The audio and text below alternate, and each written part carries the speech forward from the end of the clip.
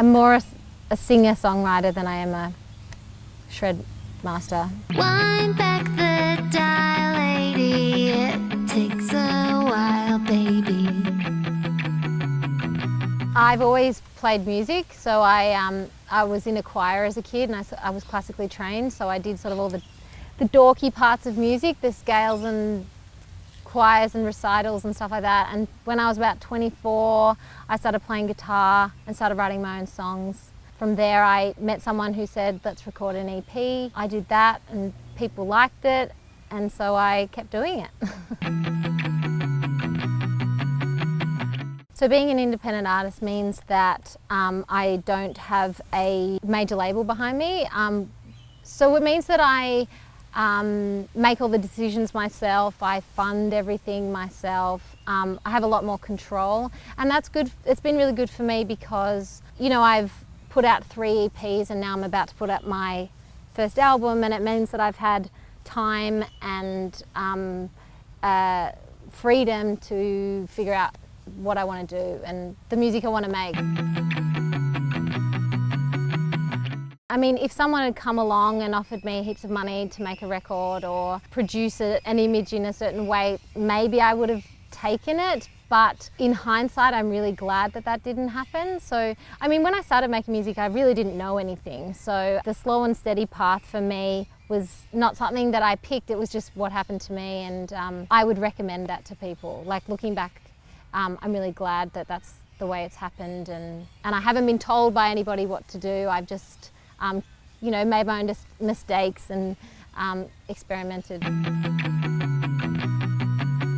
Downside is it's expensive, and you know, it's just that thing of finding money to go on a tour or finding money to make a music video, and not having that support. But like, the benefits in the long run are, you know, if I make money on a record, I don't have to give it all away to a label. Like, I'm making my own money, I'm supporting my art, and so therefore most of the rewards will come back to me rather than some big office somewhere in wherever.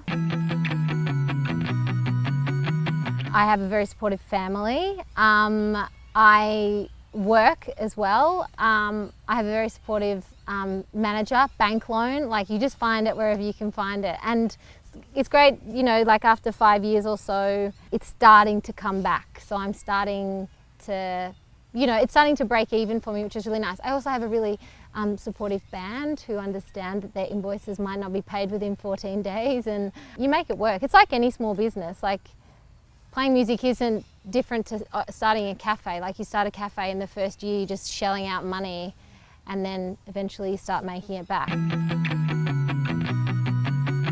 Yeah, so I was really lucky. The first guy I recorded my very first EP with was a producer called Matic in Melbourne, and he introduced me to some musicians who I then played in a band with, and then I put up some music on Triple J Unearthed, and they picked it up, and I won one of those competitions to open a festival. And my manager worked for Laneway, this festival, and she came down, and it's all been really natural. Like, I haven't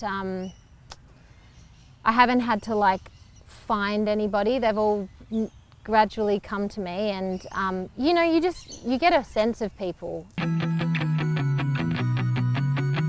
I knew I wanted to do an album, but I wasn't fully there yet. But I went overseas and I wrote some songs with some new collaborators, and yeah, the songs just appeared, and I wanted to do it quite not fast, but I didn't want to have songs around and tinker with them again and again and again, because then things just get crazy. So I booked like a week in a studio, got my band in, we did 11 song beds, drums and bass. Even some of the vocal takes were done in that week, and then just chipped away at it for the next 6 months, and it was done.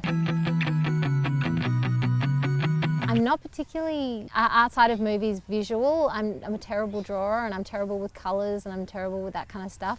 I have some people that I work with time and time again, you know, who sort of seem to get my vision through my ramblings that aren't very succinct. You know, I can't really explain what I like, but I can sort of explain what I want, and they go, yeah, cool. And so for the album art, I saw this one photo and it was of two female bodies, and they were a bit awkward, and they were just block colours, and I thought that was a really cool concept for the artwork. And I wanted it to be about, I wanted it to be a bit awkward and a bit, you know, bits of girls, like legs and feet and fleshy bits and nice things that is a girl. And because my album is kind of about coming to terms with yourself, and I think your body is a big part of that.